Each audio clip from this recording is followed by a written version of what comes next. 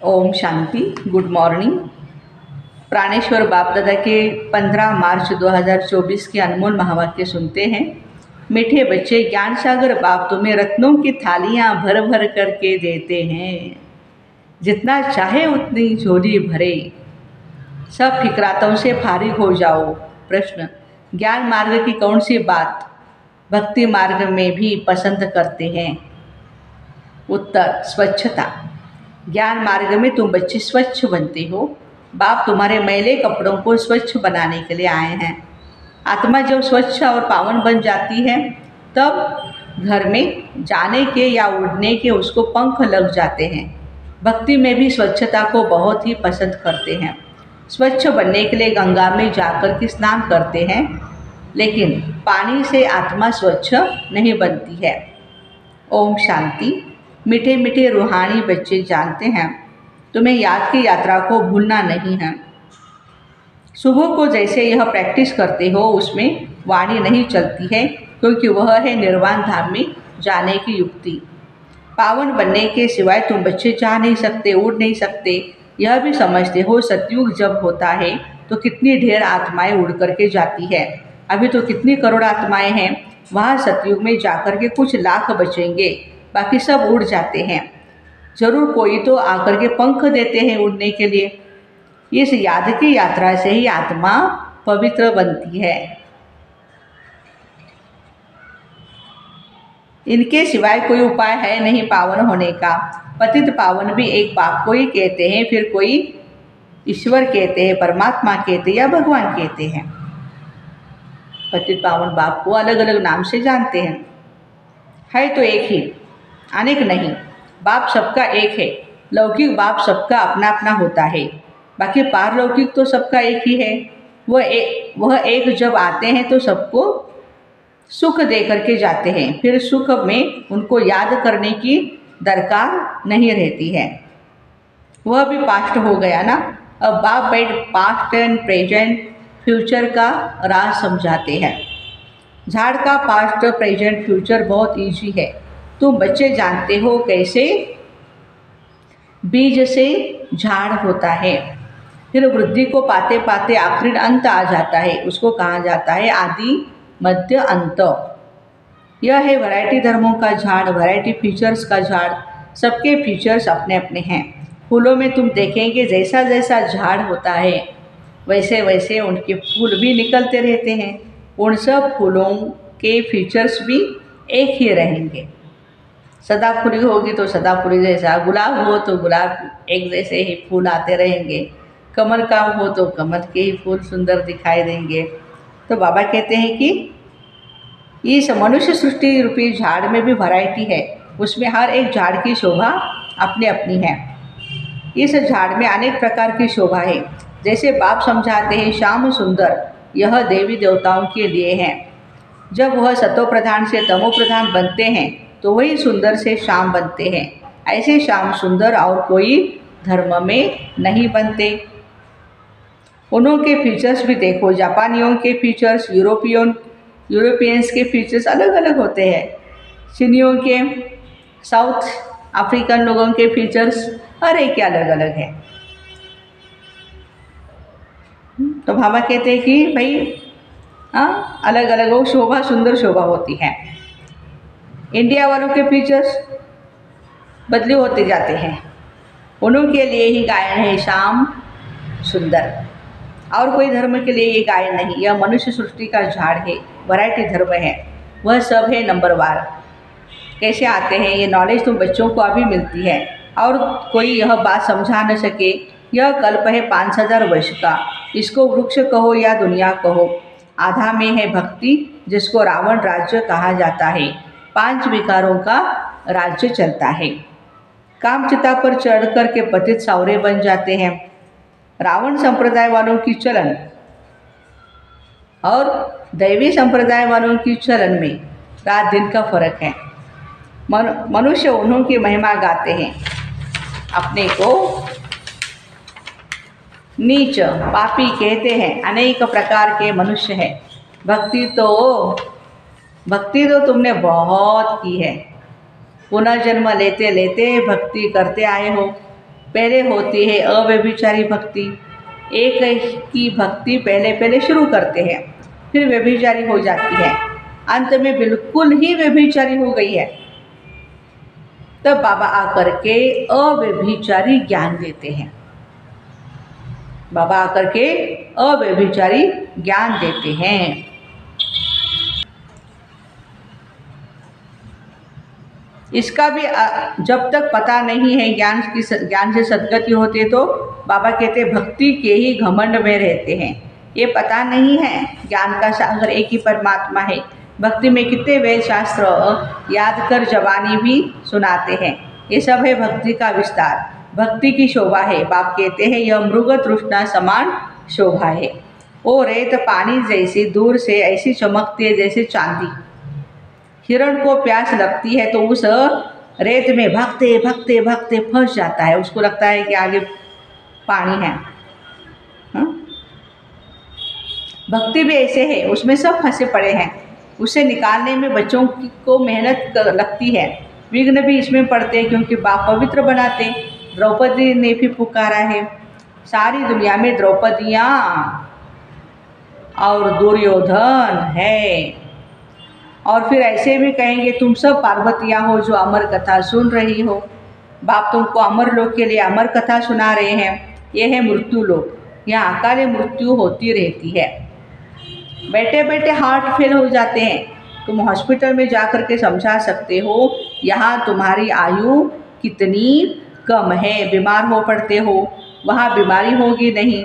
भगवान वाच अपने को आत्मा समझो, मुझ बाप को याद करो, औरों से ममत्व मिटा दो तो तुम्हारे विकर्म विनाश होंगे, फिर कभी भी बीमार होंगे नहीं, काल खाएगा नहीं, आयु भी बड़ी होगी। इन देवताओं की आयु बड़ी थी ना, फिर बड़ी आयु वाले कहाँ गए? पुनः जन्म लेते लेते आयु कम हो जाती है। यह सुख दुख का खेल है, इसको कोई भी नहीं जानते। मेले मलाखड़े आदि कितने होते हैं, कुंभ के मेले में कितने लोग स्नान करने के लिए जाकर के इकट्ठे होते हैं, परंतु फायदा तो कुछ भी नहीं है।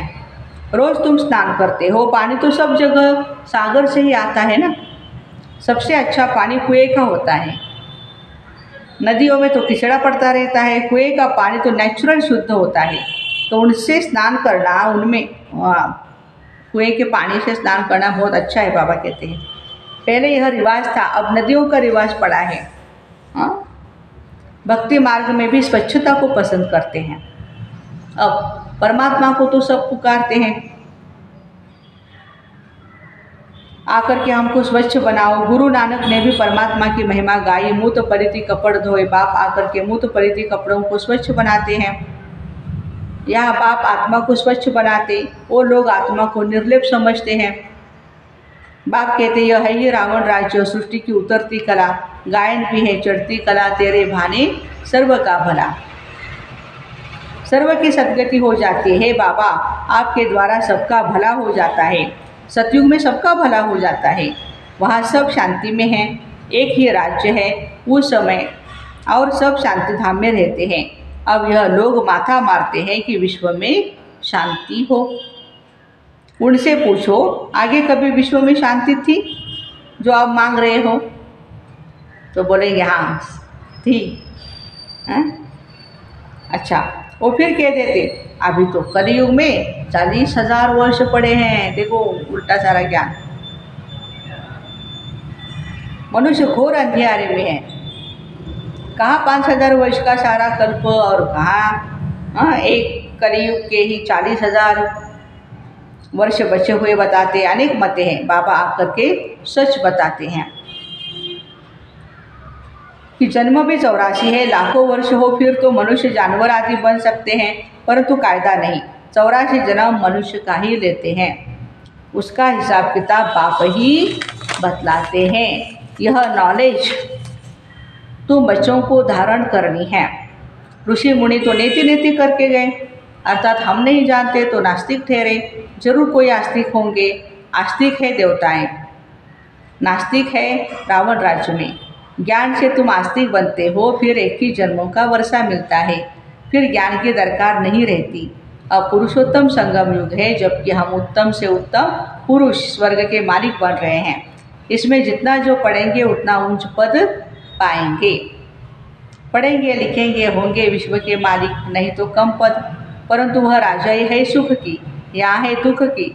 आस्तिक बने हैं तो सुख की राजाई करते हैं, फिर रावण आने से नास्तिक बनते हैं तो दुख होता है।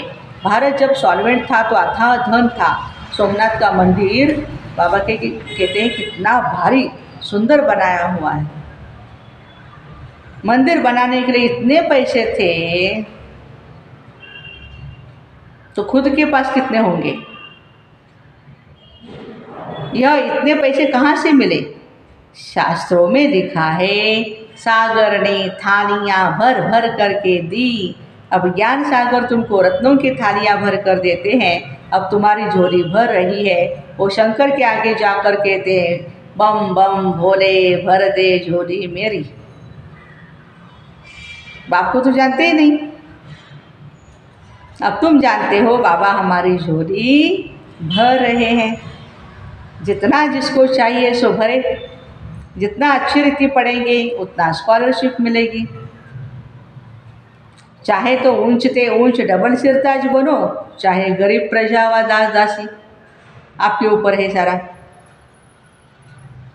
बहुत है ऐसे बाबा के लाल हैं, बहुत है जो फारकत ही दे देते हैं, बाबा को छोड़ करके चले जाते हैं। ये भी ड्रामा में नूत है। बाप कहते हैं मुझे कोई फिक्र नहीं है, मुझे छोड़ करके जाते हो, मुझे कोई फिक्र नहीं है। मैं तो फिक्र से फारिग हूँ, तुमको भी बना रहा हूँ। फिक्र से फारिग स्वामी किंदा सतगुरु। स्वामी जो सबका बाप है उनको मालिक कहते हैं। बाप कहते हैं मैं तुम्हारा बेहद का टीचर हूँ। भक्ति मार्ग में तुम अनेक टीचर से अनेक विद्याएं पढ़ते आए। बाप जो तुमको पढ़ाते वह सबसे न्यारी नॉलेज है, वह है ज्ञान का सागर। जानी जाननहार नहीं कहना। ऐसे बहुत कहते हैं आप तो हमारे अंदर को जानते हो। बाबा कहते मैं कुछ नहीं जानता हूँ मैं तो तुम बच्चों को पढ़ाने के लिए आया हूँ। तुम आत्मा अपने इस तख्त पर विराजमान हो, मैं भी ब्रह्मा बाबा के तख्त पर विराजमान हूँ, बैठा हूँ। आत्मा कितनी छोटी बिंदी है ये कोई नहीं जानती। अब बाप कहते हैं पहले आत्मा को समझो फिर बाप को समझेंगे। बाबा पहले आत्मा का ज्ञान समझाते हैं, फिर बाबा का परिचय देते हैं। भक्ति में शालिग्राम बनाए पूजा कर फिर खलास कर देते हैं। बाबा कहते हैं यह सब है गुड़ियों की पूजा। जो इन सब बातों को अच्छी रीति समझते हैं वह औरों का कल्याण करते हैं। बाप भी कल्याणकारी है तो बच्चों को भी बनना है। कोई तो औरों को दलदल से निकालते निकालते खुद ही फंस मरते हैं, अपवित्र बन पड़ते हैं कि कमाई चट। इसलिए बाप कहते हैं खबरदार रहना। काम चिता पर बैठने से ही तुम काले बन जाते हो। तुम कहेंगे बाबा हम गोरे थे सतयुग और त्रेता युग में, फिर हम ही काले बने द्वापर युग के बाद। हम ही देवता थे, हम ही नीचे उतरे, नहीं तो 84 जन्म कौन लेते। यह हिसाब भी बाप समझाते। बच्चों को बहुत मेहनत करनी पड़ती है। आधा कल्प से जो विषय सागर में पड़े हैं उनसे निकालना मासी का घर नहीं। अगर कोई थोड़ा भी ज्ञान लेते हैं तो उसका विनाश नहीं होता। यह कथा ही है सत्यनारायण बनने की, फिर प्रजा भी बनती है। थोड़ा समझ करके चले जाते, हो सकता है आकर के फिर बाद में समझेगा। आगे चलकर मनुष्य में वैराग्य भी होगा। जैसे शमशान में वैराग्य आता है, बाहर निकले तो खलास। तुम भी जब समझाते हो अच्छा करते हैं, बाहर गए खलास। कहते हैं यह काम उतार करके आएंगे दीदी, मुरली सुनने के लिए आएंगे। अच्छा, बाहर जाने से माया माथा मोड़ लेती है। कांटों में कोई, अच्छा बाबा कहते कोटों में कोई ही निकलता है। राजाई पद पाना इसमें बहुत मेहनत है। हर एक दिल से पूछे बेहद के बाप को हम कितना प्यार से याद करते हैं। कहते हैं बाबा की याद भूल जाती है। अरे अज्ञान काल में भी कभी ऐसे कहते हो क्या कि हमको बाप भूल जाता है? नहीं, कभी भी कोई नहीं कहता है कि हम बाप को भूल गए। बाबा कहते भर कितने भी तूफान आए तुमको हिलना नहीं। तूफान आएगा, सिर्फ कर्मेंद्रियों से कोई भी पाप कर्म नहीं करना। कहते हैं बाबा माया ने जादू लगा दिया। बाबा कहते मीठे मीठे बच्चे याद करो याद करो याद करो बाप को, तो कट निकलती जाएगी। आत्मा पर जो जंक चढ़ती है वो निकलेगी याद से। बाप भी बिनती है, सिवाय बाप की याद किया और कोई उपाय नहीं कट उतारने का। अच्छा मीठे मीठे सिकरे बच्चों प्रति माता पिता बाप दादा का याद प्यार और गुड मॉर्निंग। रूहानी बाप के रूहानी बच्चों को नमस्ते। हम रूहानी बच्चों की रूहानी माता पिता बाप दादा को याद प्यार गुड मॉर्निंग और नमस्ते। वाह बाबा वाह, शुक्रिया बाबा शुक्रिया। धारणा के लिए मुख्य सार पहली पॉइंट है, कल्याणकारी बाप के हम बच्चे हैं, इसलिए अपना और सर्व का कल्याण करना है। कोई ऐसा कर्म न हो जो कि कमाई खत्म हो जाए, इसमें ही खबरदार रहना है। दूसरी पॉइंट, पढ़ाई अच्छी तरह से पढ़कर ज्ञान रत्नों से अपनी झोली भरपूर करनी है। स्कॉलरशिप लेने का पुरुषार्थ करना है। बाप समान फिक्र से फारिग निश्चिंत रहना है। वरदान, महसूसता की शक्ति द्वारा पुराने स्वभाव संस्कार से न्यारा बनने वाले मायाजीत भव, रियलाइजेशन पावर्स। इस पुराने देह के स्वभाव और संस्कार बहुत कड़े हैं जो मायाजीत बनने में बड़ा विघ्न रूप बनते हैं। स्वभाव संस्कार रूपी सांप खत्म हो जाता है लेकिन लकीर रह जाती है जो समय आने पर बार बार धोखा देती है। कई बार माया के इतना वशीभूत हो जाते हैं जो रॉन्ग को भी रॉन्ग नहीं समझते हैं, परवश हो जाते हैं। इसलिए चेक करो, महसूसता की शक्ति द्वारा पुराने छिपे हुए स्वभाव संस्कार से न्यारे बनो, तब कहेंगे मायाजीत। स्लोगन, मेरेपन के अनेक रिश्तों को समाप्त करना ही फरिश्ता बनना है। मेरेपन के अनेक रिश्तों को समाप्त करना ही फरिश्ता बनना है। तो ऐसे महसूसता की शक्ति द्वारा पुराने स्वभाव संस्कार से न्यारा बनने वाले मायाजीत भाई बहनों को ओम शांति। Have a nice day.